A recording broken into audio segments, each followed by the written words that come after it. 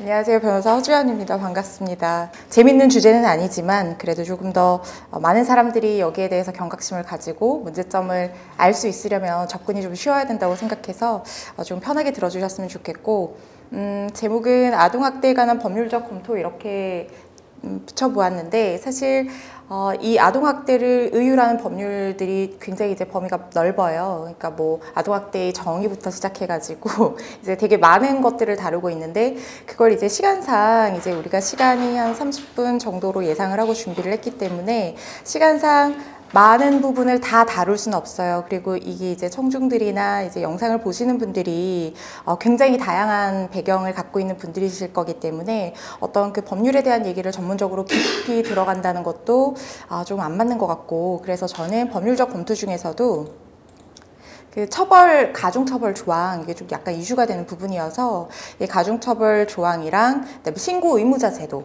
요게 이제 그 아동학대 처벌법, 정확히는 아동학대 범죄 등에 관한 처벌에 관한 특례법인데요.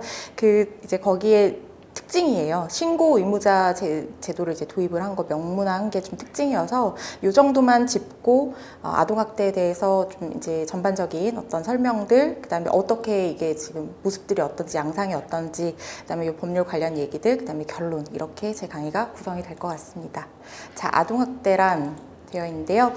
보호자를 비롯한 성인이 아동의 건강 또는 복지를 해치는 것, 뭐 이제 되게 어려운 단어들로 표현이 되어 있지만 아동을 뭐 제대로 성장할 수 없게 만드는 것들이죠. 정상적인 발달을 저해할 수 있는 신체적, 정신적, 성적 폭력이나 가혹행위를 하는 일체, 그다음에 아동 보호자가 유기하거나 방임하는 것, 이게 아동학대이다라고 아동복지법 제3조 제7호에 정의되어 있습니다. 그다음에 아동학대 처벌법 제2조 제4호에는요, 이 아동학대로 인해서 법적으로 처벌받는 행위에 대해서 그 보호자가 아동학대를 통해서 형법에서 규정하는 특정한 범죄들에 해당하는, 예를 들면 뭐 사망, 폭행, 상해, 협박, 약취유인, 감금, 이런 것들을 초래해서 형사처벌을 받을 대상이 되는 어떤 행위들을 아동학대 범죄 행위라고 규정을 하고 있습니다.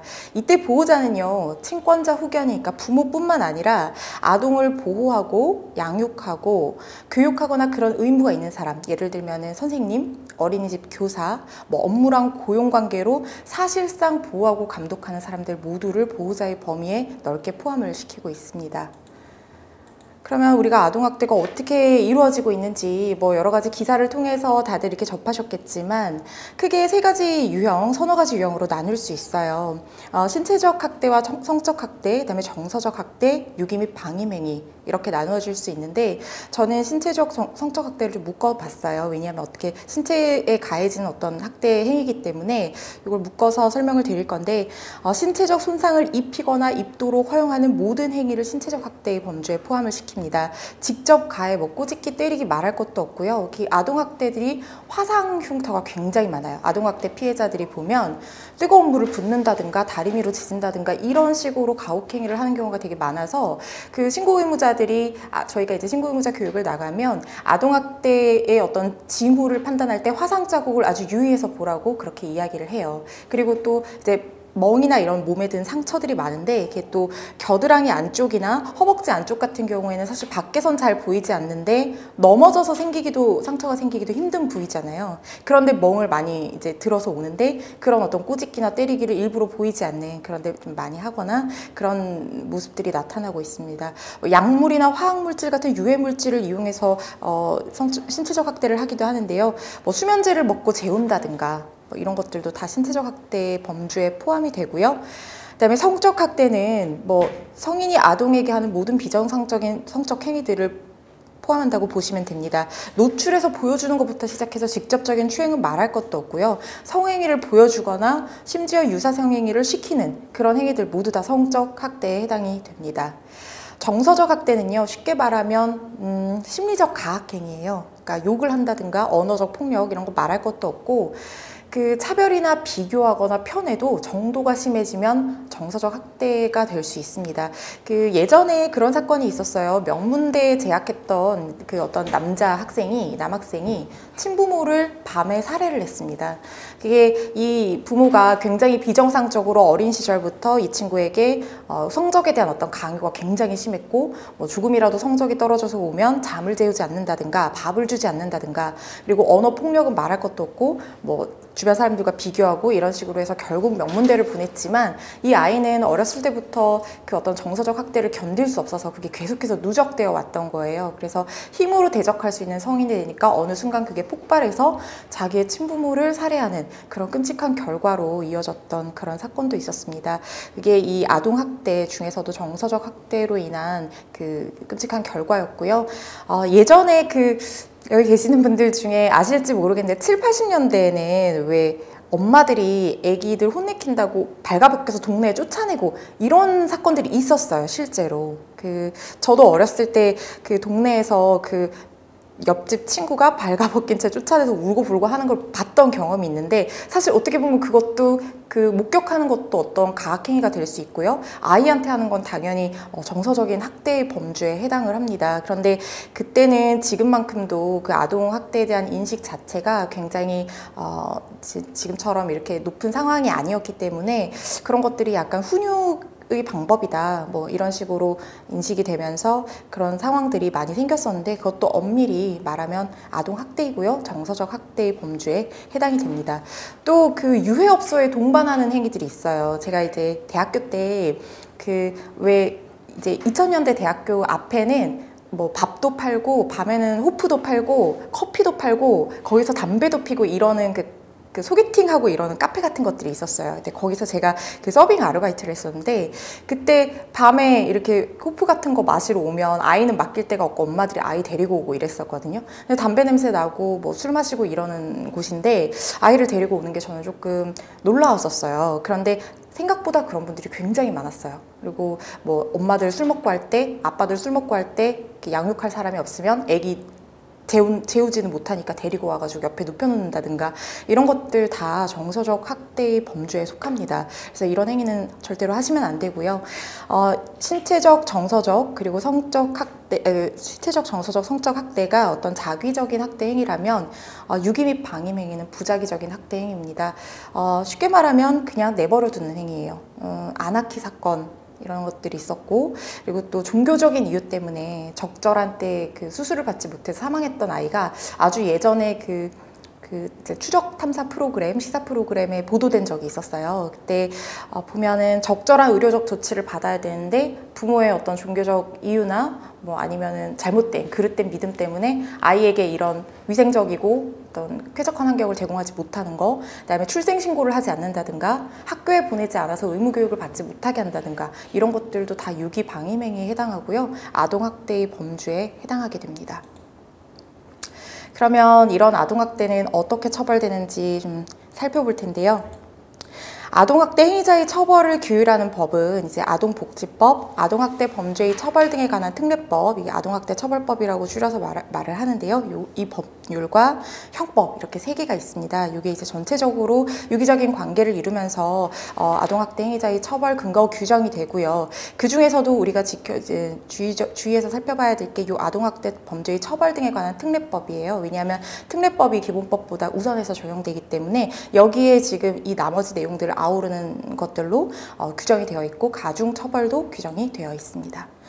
아동학대 처벌법에 대해서 살펴보실 텐데요. 이 법은 그 영화 어린 의뢰인 혹시 보셨나요? 네, 저도 그 영화를 한국 여성 변호사회에서 시사회를 해서 그 아역 배우들도 오고 이래서 아주 좋은 자리가 있어서 우연히 거기에 참여를 해서 보게 됐는데, 제가 아동학대에 대해서 아주 큰 관심을 가지게 됐던 계기이기도 해요. 그때 그 영화에 보면은 실제로 있었던 일인데, 칠곡에서 그 영화에서는 남매로 나왔어요. 8살, 12살 이렇게 기억하는데 자매였어요, 사실은. 그런데 동생이 계모의 학대로 인해서 그 배를 맞아서 장파열로 사망을 한 거예요. 구타를 견디지 못해서 사망을 했는데, 이 계모가 자기의 범행을 은폐하기 위해서 언니에게, 그러니까 첫째 아이에게 네가 동생을 죽였다고 해라, 그렇게 해서 그게 언론에 처음에는 동생을 죽인 언니로 보도가 됐었어요. 그리고 그 친구는 막 동네에서 막 시선들을 받았겠죠, 당연히. 그랬는데 이걸 주변 사람들이 좀 이상한 정황을 포착을 해서 그 여러 사람들의 도움으로 결국에는 실체가 밝혀졌는데 계모의 학대로 인해서 동생이 죽었고, 이 살아남은 아이는 정말 엄청난 학대를 당한 거죠. 아까 우리가 살펴봤던 학대의 양상들이 하나만 나타나는 게 아니라 뭐 전체적으로 같이 나타나는데, 이 사건도 마찬가지로 모든 학대의 유형들이 다 복합적으로 나타났던 끔찍한 사건이었어요. 근데 이 아이는 자기가 학대를 직접적으로 당했을 뿐만 아니라 계모의 학대로 동생이 죽는 걸 눈앞에서 목격을 했고, 그리고 그걸 자기가 했다고 말해야 되는. 근데 이 본인이 아이들이 아동학대를 당하는 아이들이 왜 계모가 시키는 대로 하느냐, 가해자가 시키는 대로 하냐면요, 아이들의 세계에서는 자기를 보호해 줄 수 있는 보호자는 유일하다고 생각해요. 거기서 버림받으면 살아갈 수 없다고 생각하기 때문에 그 가해를 당하는 것보다도 거기서 버림받는 거에 대한 두려움이 훨씬 커요. 그렇기 때문에 어쩔 수 없이 가해자가 시키는 대로 두려움에, 그리고 또 이 아동학대 양상이라는 것이 바로 범죄처럼 급작스럽게 일어나는 게 아니라 아주 작은 데서 시작해서 서서히 반복적으로 지속적으로 강해지면서 그 강도가 그렇게 나타나는 경향을 띠기 때문에 아이들이 가스라이팅 당하는 것처럼 그 폭력 자체에 굉장히 익숙해지고, 내가 잘못해서 엄마가 혼내는 거라고 생각하고 내가 잘못해서 아빠가 혼내는 거라고 생각하기 때문에 자책을 나의 잘못이라고 생각을 하게 돼요. 그게 정상적인 걸로 그냥 인식하고 받아들이게 되는 거예요. 왜냐하면 그 아이들의 세계에서는 한 번도 다른 것들에 대해서는 본 적이 없었고 아주 서서히 그게 이제 학습되듯이 그 상황에 익숙해지기 때문에 아이들이 스스로 판단할 수 있는 능력이 안 돼요. 그래서 그 영화에 나왔던 것처럼 이 칠곡 계모 사건의 그 아이도 법정에서 너무 두려운 나머지 자기가 했다고 처음에는 이제 이야기를 했었고, 그 아이에게 진짜 진술을 받아내기까지 굉장히 엄청난 시간과 노력이 소모됐었고, 또 이제 재판 과정에서도 실제로 참여했던 변호사님들도 그 이제 시사회에 오셨는데 정말 힘들었던 지점들이 있었대요. 그래서 그거는 뒷부분에 가중처벌 부분에서 다시 이제 좀 논의가 될 수 있는 부분이랑 일맥상통하는데, 아무튼 이 칠곡 계모 아동학대 사망사건 2014년도에 있었던 이 사건 이후에 우리가 아동학대에 대해서 갖고 있는 인식이 지나치게 너무 이제 이걸 쉽게 생각하는 경향이 있다, 이런 반성적 고려에 의해서 이런 특례법이 제정이 됐습니다. 좀 특징들을 살펴보면요, 성폭력 범죄의 처벌 등에 관한 특례법이랑 아청법, 아동 청소년 성보호에 관한 법률, 여기서 규정하고 있는 어떤 범죄에 가중 처벌되는 경우에는 또 그 특례법을 따라요. 그래서 성범죄는 조금 더 무겁게 이제 처벌하는 경향이 있고요. 저희가 이제 이 뒷부분에서 좀 더 자세히 살펴볼 두 가지 부분인데요. 제4조에는 아동학대 치사, 제5조에는 아동학대 중상해, 이런 것들이 규정이 되어 있고요. 가중처벌로. 그다음에 아동복지시설에 종사하는 사람이 이런 학대범죄를 저질렀을 때는 또 가중처벌됩니다. 기타 형법상 뭐 치사나 중상해뿐만 아니라 유기학대, 협박, 감금 이런 것들 다 포함하고 있고요. 제일 밑에 보시면 아동복지법 71조에 규정되어 있는 금지행위들이 있어요. 뭐 애들 그 서커스 시킨다든가 인신매매 시킨다든가 구걸한다든가 이런 거는 사실 형법상으로 규정된 범죄는 아니잖아요. 그래서 이것도 다 포함을 하고 있는, 좀 넓게 아우르고 있는 그런 특징을 갖고 있습니다. 상습범에 대한 처벌 규정도 있고요. 그리고 또 특징적으로 봐야 되는 게 신고 의무를 부과했어요. 신고 의무자를 정의를 하고 의심되는 경우만 돼도 반드시 신고하도록, 신고하지 않으면 과태료를 부과하도록 그렇게 의무를, 강제 조항을 부과를 했고요. 그리고 또 피해 아동을 격리시킨다든가 뭐 접근 금지를 할 수 있게 한다든가, 예를 들면 엄마들이 아이들 이제 일단 그 당시에는 사건 이후에는 즉시 분리가 됐는데 애들한테 문자 보내서 거기서 이상하게 진술하면은 너 집에 오면 혼날 줄 알아, 이런 식으로 문자를 보낸다든가 이런 것들도 다 차단할 수 있는 그런 근거 규정들이 마련이 돼 있고요. 그다음에 친권이나 후견인 권한 행사를 제한, 심지어는 정지까지 할 수 있는 그런 규정들이 포함되어 있습니다. 그 이후에 피해 아동 보호 조치 같은 것들도 함께 규정이 되어 있어요. 그래서 좀 자세히 보시면 중상해라고 하면요, 그 상해는 그 폭행으로 인해서 어떤 그 2주 이상의 보통의 실무적으로는 진단서가 나오면 상해거든요. 근데 뭐 상처가 좀 심하게 난 경우, 그런 것도 이제 상해라고 보시면 되는데, 중상해라고 하면 불구, 불치, 난치의 질병에 이른 경우를 중상해라고 해요. 상해의 정도가 이제 더 심화된 거죠. 이런 경우에 형법상으로는 1년 이상 10년 이하로 규정이 되어 있는데, 아동학대 행위로 인해서 중상해가 결과가 발생을 하면 3년 이상 징역이에요. 단기도 이 아동학대 처벌법이 강하지만 상한이 없어요. 그래서 이게 지금 가중처벌 조항인 거고요. 지금 좀 문제가 되고 있는 게 이 아동학대 치사인데요. 이 아동학대로 인한 사망 사건이 나면 항상 이 지점이 문제가 되고 언론에서도 굉장히 이슈가 되는 부분이에요. 얼마 전에 그 끔찍한 천안에서 그 아이가 트렁크에 넣어져서 사망했던 그 사건이 있었을 때도 뭐 그 기사 보셨겠지만 이거를 아동학대 치사로 다루냐 살인죄로 다루냐 이런 걸로 논의들을 많이 하잖아요. 근데 이 그 규정된 형량은 사실 같아요. 살인죄도 마찬가지거든요. 그런데 형법상 살인죄에 규정되어 있는 거는 사형이 규정돼 있어요. 근데 이게 그 살인죄와 치사죄 구별하는 지점은 고의성이거든요. 근데 고의성이라는 게 우리가 그 사람이 범죄를 저질렀을 때 사후에 이걸 판단하잖아요. 그럼 이 범죄자가 범죄를 저질렀을 때 이 범죄를 의도하고 했느냐 아니냐는 사실 그 사람 내심의 의사에 불과해요. 그 내심의 의사를 여러 가지 그때 당시의 마음은 그 사람밖에 모르는 거기 때문에 여러 가지 간접 증거나 정황 증거 같은 것들을 다 판단해서 예를 들면 살해 도구를 샀다든가 일기장에 살해 계획을 썼다든가 이러면 아주 결정적인 고의성의 입증 증거가 될 수 있겠죠. 그런데 아까 말씀드린 것처럼 아동학대 범죄 같은 경우에는 처음에는 사소한 그런 걸로 시작했다가 점점 강도를 강하게 반복적으로 장기간에 걸쳐서 이루어지다가 그 아이가 견디다 못해 사망하는 그런 모습들이 굉장히 많아요, 비율이. 그래서 이거를 고의성을 입증한다는 게 굉장히 입증 책임이 있는 검사 측에서는 너무너무 부담스러운 일인 거예요. 왜 부담스러우냐면 자신이 있다 없다 이런 문제가 아니고요. 만약에 일사부재료의 원칙이라는 게 있잖아요. 이걸 살인죄로 기소를 했다가 입증이 부족해서 무죄가 나와버리면 이 사실에 대해서 다시는 이 사람을 기소할 수가 없게 되는 거예요. 무죄가 확정이 되어버리면. 그러니까 조금 입증 책임이 조금 완화되어 있는 아동학대 치사로 기소를 하게 되면은 이거는 유죄의 가능성이 굉장히 높잖아요. 그러니까 처벌 가능성을 높이기 위해서 검찰 측에서 이렇게 기소를 하는 경우가 많고, 그다음에 이제 사형이라는 게 사실은 거의 없어지고 있잖아요. 그렇다 보니까 어차피 무기 또는 5년 이상 해도 충분히 어떤 그 죄값을 치를 수 있을 것이다라는 어떻게든 죄값을 치르게 만들어야 된다는 그런 마음에서 이렇게 이제 아동학대 치사로 기소를 하는 경우가 많고, 근데 이제 여론은 그렇지 않죠. 왜냐하면 사람을 치사라는 건 사람을 실수로 죽였다는 건데, 때리려고 하다가 실수로 죽인 게 치사고 죽이려고 해서 죽은 게 살인인데, 그 작은 아이를 그 정도로 폭행을 하면 이거는 예견 가능성이 있고 살인에 대한 고의가 없었다고 볼 수 없다는 거죠.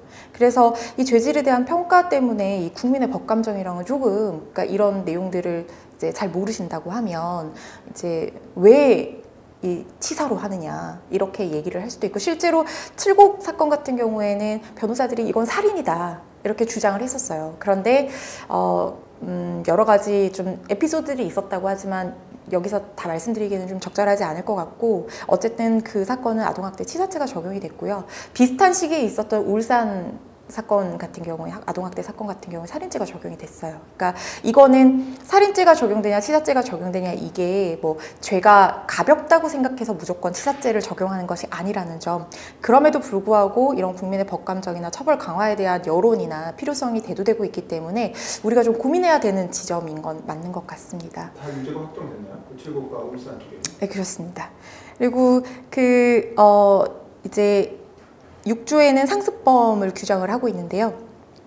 죄 정한형의 그 2분의 1이 가중이 되는데, 이때 상습성은 행위 반복으로 판단해요. 이 행위 반복이라는 것은 한 아이를 여러 번 때린 것뿐만 아니라 여러 아이를 한 대씩 때렸다 하더라도, 뭐 어린이집 같은 경우에, 그러니까 여러 아이를 계속 지속적으로 여러 번 때린 경우에도 상습성을 인정을 받을 수 있어서 2분의 1을 가중하게 됩니다.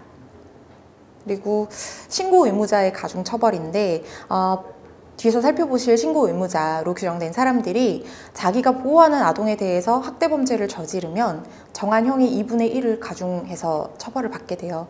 이 업무 특성상 보호 요청이, 그러니까 아동에 대한 보호 요청이 더 강하게 요구되기 때문에 불법성이 더 크다고 판단이 되기 때문에 이렇습니다. 그러면 이제 신고 의무자에 대해서 좀 살펴볼 텐데요. 아동학대 신고 의무자는 이제 교사 직군, 의료인 직군, 공무원 직군 이렇게 세 가지 직군으로 규정이 되어 있어요.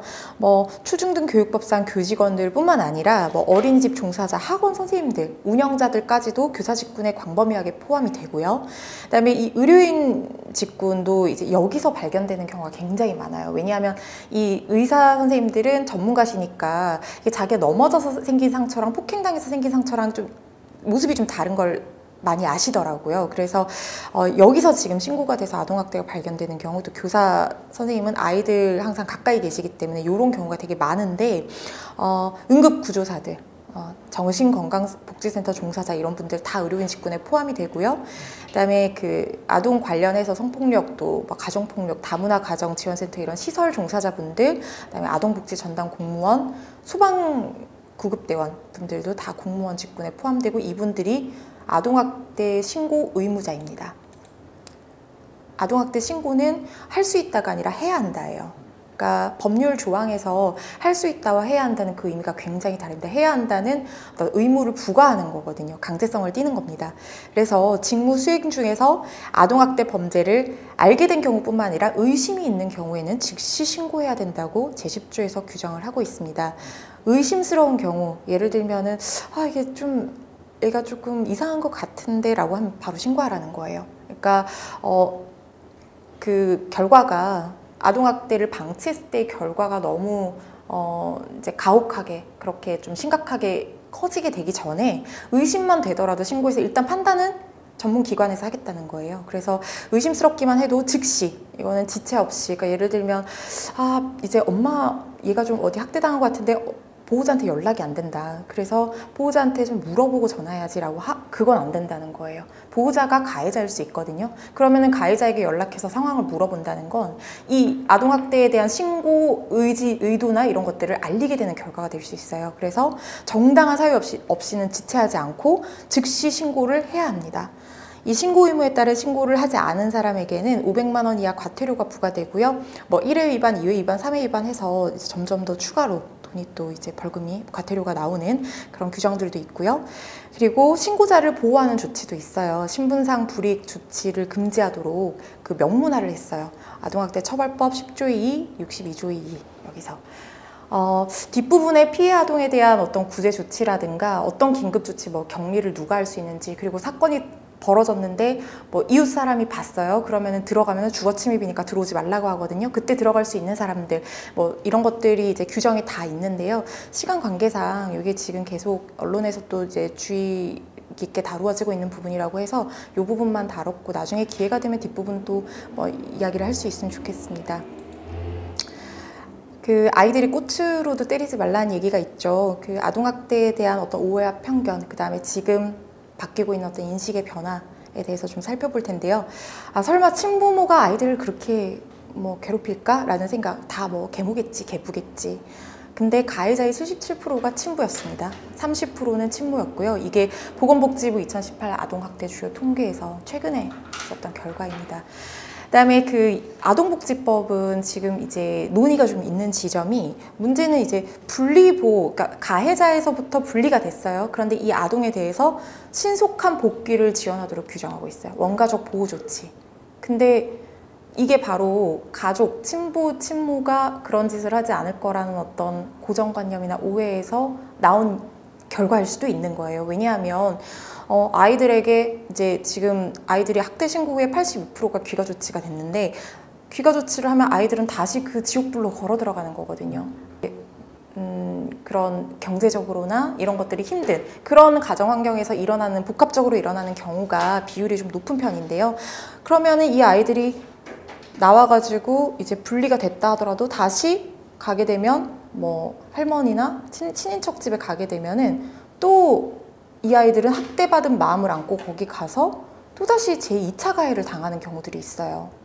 그러니까 이게 지금 뭔가 경제적으로 어렵고 하니까 다시 돌아갈 수도 없고 이쪽으로 가게 되는데, 이쪽도 또 경제적으로 풍족하거나 아이의 마음을 그렇게 신경 써주지 않는 가정일 가능성이 높고, 그러다 보니까 애들이 상처받은 마음을 갖고 계속 2차, 3차 정서적인 학대나 이런 것들을 계속 당하면서 뭐 시설이나 이런 데를 전전하게 되는데, 그렇다 하더라도 원래 가해자에게 돌아간다는 거는 이 아이들에게 가장 이 아이들의 어떤 마음을 치유할 수 있고 보호해줄 수 있는 곳을 찾는 게 새로운 가정이 되어줄 수 있거든요.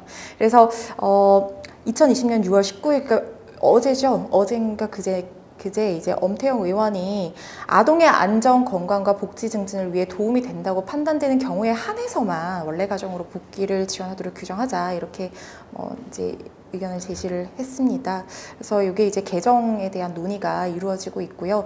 과연 아이들을 원가족에게 돌려보내는 것이 좋을지, 아니면 좀 더 아이들의 마음을 치유해 줄 수 있고 뭐 경제적으로 유복하고 정상적인 어떤 그 양육이 이루어질 수 있는 가정이 있다면 친인척이나 이런 데 갈지, 아니면은 모든 게 다 어려우면 시설로 보내는 게 아이들에게 도움이 될지 한 번쯤 생각을 다시 해봐야 된다는 그런 이제 논의들입니다. 그리고 이제 최근에 민법 915조 친권자의 자녀 징계권 삭제 움직임이 있었죠. 그 사랑의 매라고 해서 훈육의 방식을 이제 체벌을 하는데, 이게 일선 그 양육하시는 부모님들이나 교사 선생님들, 선생님들은 체벌이 안 돼요. 근데 부모님들은 진짜 거의 너무 모르기 때문에 그때는 이제 손이 안 갈 수가 없다, 이렇게 말씀하시는 분들이 많아요. 그래서 이게 저도 아이를 길러보지 않았기 때문에 그 간접적으로 얘기를 듣기 때문에 그게 마음이 어떤지 뭐 100% 이해를 할 수는 없겠지만 어느 정도 공감 가는 부분은 사실 있어요. 그 양육을 하다 보면 아이 하나만 양육하는 게 아니라 뭐 둘, 셋 이렇게 하다 보면 엄마들이 너무 힘들고 아빠들도 너무 힘들고 이럴 수 있거든요. 근데 체벌이 당연시 돼서는 안 된다고 생각해요. 그러니까 어느 정도, 그러니까 그렇다고 해서 그 모든 체벌이 다 아동학대라고 볼 수 있을지는 좀 의문이기는 한데, 저는 장기적으로 봤을 때는 모든 체벌이나 손찌검은 다 폭력이고 어쨌든 아동학대의 어떤 모습 중에 하나라고 보는 게 맞다고 생각하거든요. 왜냐하면 그 아주 사소한 것에서 점점 더 커지기 때문에 예방하고, 그러니까 나중에 사후조치를 하는 것보다 예방하는 게 제일 중요해요. 그래서 그 체벌이라는 것, 어떤 징계에 대한 훈육의 방식에 있어서 반드시 체벌은 제가 생각했을 때는 답이 될 수는 없는 것 같아요. 그래서 다른 어떤 좋은 방법들, 훈육 방식들이 있으면은 조금씩 그 인식을 바꿔나가는 게 더 큰 피해를 막는 데 좋지 않을까 하는 생각이 듭니다. 그 안젤리나 졸리가요, 그 아프리카에 봉사활동을 하러 가서 그 아이야, 내가 너를 돕는 이유는 네가 이 세계의 미래, 전 세계의 미래이기 때문이다, 이런 얘기를 했었어요. 그 아이들이 학대를 당해서 자라나게 되고 2차 가해, 3차 가해를 당하면 그 아이들이 성인이 되었을 때의 어떤 그 상처, 이런 것들이나 표현 방식, 이런 것들은 학습한 대로 할 수밖에 없어요. 그러면은 그 아동학대의 악순환이 계속될 수도 있어요. 그래서 제일 좋은 거는 이런 일이 일어나지 않게 하는 거고요. 이런 일이 일어났다고 하면은 빨리 그 상처가 최소화될 수 있는 지점에서 모든 사람들이 관심을 가지고 주변 아이들 살펴보고 아이들을 구해가지고 더 이상 어떤 치유의 어떤 폭이, 이제 치유해야 되는 폭이 좀 줄어들 수 있도록, 그래서 빨리 어떤 정상적이고 그 상처 없는 어른으로 성장할 수 있도록, 바르게 성장할 수 있도록 우리 모두가 함께 도와야 한다고 생각을 합니다. 우리의 미래인 아이들을 같이 지켰으면 좋겠습니다. 감사합니다. 일단은 아까 말씀하셨던 그 성교육분, 이거는 그 아동학대라는 거는요, 그 의도 자체가 교육의 의도가 당연히 아니라 그 어떤 그 자기 성적인 만족감을 위해서 하는 행위들인 거죠. 그러니까 똑같이 뭔가 성교육을 위해서 어떤 그 영상을 보여준다든가 할 때 보여주는 영상도 그 내용도 당연히 다를 거고요. 그 분위기나 그 아이들에게 왜 이런 걸 보여주는지, 그 다음에 왜 너가 앞으로 이런 것들에 대해서 맞닥뜨렸을 때 드는 의문에 대해서 어떤 것들이 있을 수 있고 내가 어떤 걸 설명해 줄 수 있는지 얘기하는 거랑 그냥 어떤 성적 만족을 위해서 보여주는 거랑 그 지점이 분명히 다를 것 같습니다. 그래서 그 부분은 물론 이제 문화적인 차이도 또 있고, 우리나라는 조금 아무래도 그 아직까지는 그런 그 부분에 대해서 조금 보수적인 경향이 있기는 하죠. 그래서 앞으로는 이제 학대라는 것의 인식도 옛날에 그 옷 벗겨서 쫓아내는 게 학대가 아닌 줄 알다가 지금은 당연히 다 학대인 줄 아는 것처럼, 그러니까 어떤 그런 성교육하는 부분에 있어서도 굉장히 바뀌어야 되는 부분인데, 그거는 성교육의 방식의 변화를 꾀해야 되는 부분이지 학대랑은 다른 범주 얘기 같아요. 네, 그래서 그래서 그 부분은 그렇게 답변을 드릴 수 있을 것 같고, 미국 같은 경우에는 그게 굉장히 엄격해요. 우리나라보다 아동학대를 엄청나게 엄격하게 보고 있고, 바로 경찰이 들어가서 그 상황을 이제 막고 아이를 분리를 시켜버리는. 그러니까 우리도 뭐 지금 점점 이제 그런 경향으로 가고 있는데, 유럽은 조금 분위기가 좀 달라요. 유럽은 조금 더, 그러니까 그 아이들을 훈육하는 거에 있어서 부모에게 어떤 징계권적인 측면을 조금 더 인정해주는 분위기인데, 글쎄요, 그 아이들이 반대로 신고를 했을 때 형법적인 처벌이 뭐 무고죄 이런 것들이 될 수는 있겠지만, 근데 아이들은 판단력이 낮잖아요. 이게 학대라고 생각하면 이제 신고를 하지만, 만약에 그 사건 같은 경우에는 정말 사랑으로 부모가 이제 막 혼내키고 훈육하던데 아이가 반발심에 이렇게 했었던 경우지만, 실제로 아이가 학대를 당하다가 신고를 하게 되면 그거는 구해야 되는 상황인 거잖아요. 그래서 이게 해프닝으로 끝나는 상황이 10건이 있다 하더라도 단 한 건의 아동학대 사건을 구할 수 있다고 하면 아이들이 신고를 할 수 있어야 되는 그런 분위기가 조성돼야 되는 건 맞다고 생각을 하고요. 그리고 그 아이들이 돌아가는 거는 뭐 시설 부족이나 이런 것뿐만 아니라 여러 가지 복합적인 이유가 있는 것 같아요. 인식의 어떤 문제도 있을 수 있고요. 그리고 뭐 아동학대의 정도가 사실은 모든 아동학대 사건이 상해나 사망이나 이런 끔찍한 결과로 바로 이어지진 않아요. 이 사망에 이르게 되기 전에 이미 수많은 학대행위들이 있었을 거고, 그때마다 문제가 됐을 수도 있어요. 그런데 그때 이제 어쨌든 친권자고 이렇기 때문에 이게 정도가 애매한 거죠. 이거를 무조건 분리를 시키고 친권을 박탈해야 되는 상황이 다 있는 건 아니거든요, 매번. 그래서 그 중간중간에 뭔가를 이제 그 상황에 맞게끔 적절한 판단을 하는 과정에서 만약에 이게 점점 더 심해지면은 어떤 끔찍한 결과까지 오게 될 수도 있는 건데, 그 전에 계속 개입을 해서 그 더 심화되기 전에 브레이크를 걸어주는 그런 역할들은 해야 된다고 생각을 하는데, 문제는 그 과정에서 친권을 박탈한다, 뭐 완전히 분리를 하고 아이를 딴 데 보낸다, 이거는 쉽게 할 수 있는 어떤 조치들은 사실은 아니에요. 그러니까 그에 상응하는 어떤 그 정황들이 발견이 됐을 때 할 수 있는 그런 조치들인데, 모든 범죄가 그렇긴 하지만 미리 알고 예방할 수 있으면 좋죠. 미리 이 사람이 결국에는 아이를 죽이겠다라고 생각을 해서 데리고 올 수 있으면 좋지만, 사실 그 사람의 어떤 부모로서의 친권이나 이런 법적인 권리들이 있기 때문에 그게 쉽지는 않습니다. 그리고 또 인식 자체도 아까 말씀드린 것처럼 원가정 보호 조치 기조가 있었기 때문에 그쪽으로 이제 돌아가는 걸로 했지만, 지금은 굉장히 가족들의 형태들이 다양해졌고, 이제는 아동학대에 대한 인식도 제고가 됐고, 친부모가 이런 행동을 할 수도 있구나라는 것들이 사람들 사이에 많이 알려졌어요. 그래서 우리가 아이를 다시 가정으로 복귀시키는 게 능사가 아니다. 진짜 이 아이를 그 상황에 맞게, 케이스마다 진짜 다르거든요. 할머니가 키우는 게 좋을 케이스도 있고, 얘는 정말 친인척도 없어서 다들 뭐 힘들어서 뭐 시설에 보내는 게 좋을 수도 있고, 이거를 판단을 해보자는 거예요. 한 번쯤 생각해 볼 때가 됐다. 그래서 그걸 이제 좀 법제화 시키려는 개정안을 지금 이제 목소리가 높아지고 있는 그런 상황인 거고요. 그런 부분에 있어서는 좀 개선이 필요한 것 같습니다. 그 아이들이요, 그 아동학대의 그 출발점이 물론 부모가 자식을 스트레스 풀이 대상, 감정 풀이 대상으로 생각하면은 당연히 이건 학대죠. 그런데 훈육을 하다가 이게 정도가 심해지는 것, 그게 이제 조금 문제가 될 수 있는 지점인 것 같아요. 그런데 부작용이라기보다는 그 다른 방법을 그러니까 이게 좀 현실이랑은 조금 동떨어진 얘기일 수는 있다는 것은 저도 공감은 해요. 그런데 어쨌든 어떤 경우에도 폭력이라는 게 정당화되기는 어렵다고 생각을 하거든요. 그래서 훈육의 방법을 굉장히 강하게 할 수 있는, 폭력에 상응할 정도로 아이에게 어떤 깨달음을 줄 수 있는, 그러니까 아이들에게 폭력을 쓰는 거는 그만큼 충격을 줘가지고 뭔가 이게 잘못됐구나, 이걸 알게끔 만든다는 게 이제 체벌인 거잖아요. 근데 체벌로 인해서 줄 수 있는 효과 그 이상의 방법론적인 측면들을 좀 고민을 해야 되지 않나, 그런 생각이 들어요. 그렇다고 해서 이거 결국에는 이만큼 교육시킬 수 있는 건 체벌밖에 없어, 그러면서 애들을 때릴 수는 없는 거거든요. 그래서 좀 더 이제, 그리고 어렸을 때는 이 말이 안 통하니까 또 그런 호소를 하세요. 말을 해서 통하지 않는데 이 아이들을 어떻게 잘못됐어 하고 떼찌떼찌 해야지 아이들이 안단 말이죠. 그래서 이것도 폭력으로 볼 수 있냐, 아동학대가 그저 애기들 3살 하는데 손 가는데 이렇게 탁 치고 이런 것도 폭력이라고 볼 수는 사실은 없죠. 그러니까 어느 정도 경험치에 어긋나지 않는 범위 내에서, 그러니까 그런데 체벌이 정당화되어서는 안 된다고 생각은 해요. 예를 들어서 공부를 열심히 해라. 시험 기간이니까 너 왜 놀고 있니? 학원에 가라.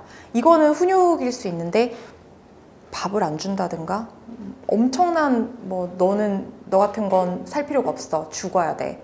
뭐 이런 말들을 한다든가 이게요. 그 의도를 바라의 의도나 상황이나 반복적인 양상들을 보면은요. 그게 학대인지 아니면 훈육인지에 대해서는 솔직히 상식적인 선에서 구별할 수 있는 지점들이 좀 결국에는 끝으로 가면 애매한 지점들도 있겠지만 일반적인 경우에는 다 돼요.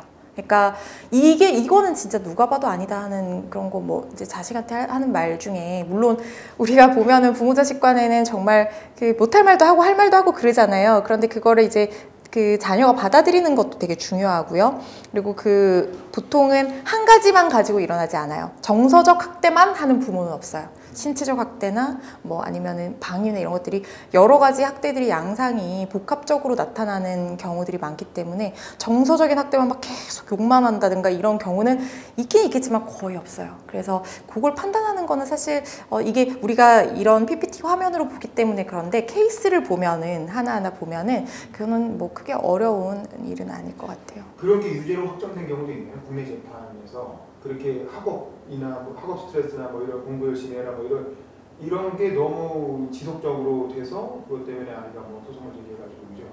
아이가 소송을 제기를 그렇죠. 근데 이제 그런 사건이 있었죠. 그 아까도 말씀드렸지만 명문대 학생이 부모를 결국 살해했던. 근데 이제 그 형제가 나는 일찌감치 부모의 곁을 떠났지만 나는 동생인지 형의 마음을 내 형제의 마음을 이해한다. 이렇게 얘기했던 그런 사건들이 그게 이제 학업에 관한 정서적인 학대를 해서 물론 신체적인 학대도 같이 왔고요. 근데 있었던 가장 큰 사건이었던 것 같아요. 그거는 부모를 죽인 거에 대한 처벌을 받은 거고. 그렇죠. 근데 이제 학대가 있었기 때문에 약간 경감됐을 수 있으나. 그렇죠. 근데 어쨌든 그런 학대한 것 자체에 대한 처벌을 한 판결은 아니었잖아요. 그렇죠. 그렇죠. 그러니까 그것만 가지고 특히 우리나라처럼 교육열이 높은 국가에서 부모가 어떤 공부하라는 얘기만 가지고 아이가 소송을 제기를 해서 판례가 났다. 이거는 저는 제가 아는 한에서는 들어본 적은 없습니다. 그렇죠. 아무래도 그런 부분에 대해서는 좀 있을 수 있는데 이게 학대라는 개념까지 가게 되면은 그러니까 뭐 단순히 공부 열심히 해라, 뭐 학교 가라, 가지 마라 이런 걸로 사실 그거 하나만으로 학대를 판단을 한다는 거는 상식 우리의 어떤 법 상식이라는 게 있잖아요. 그래서 그게 뭐 쉽지는 않지만 어쨌든 결국에는 마지막에는 이게 그 나도 모르는 사이 강도가 심해지면 이게 내가 아이를 정서적으로 학대하는 게 아닌가라는 근데 그런 경각심을 갖고 있는 부모님이 있다는 것만으로도 좋은 거라고 저는 생각해요. 그런 부모는 항상 아이들에게 내 훈육이 지나친 게 아닌지를 고민해야 되는 사람들이라고 저는 생각하거든요. 그래서 그런 정도의 마음을 갖고 계시면 뭐 결혼하셔서 자녀분을 두셔도 될 것 같습니다. 네, 수고하셨습니다. 감사합니다.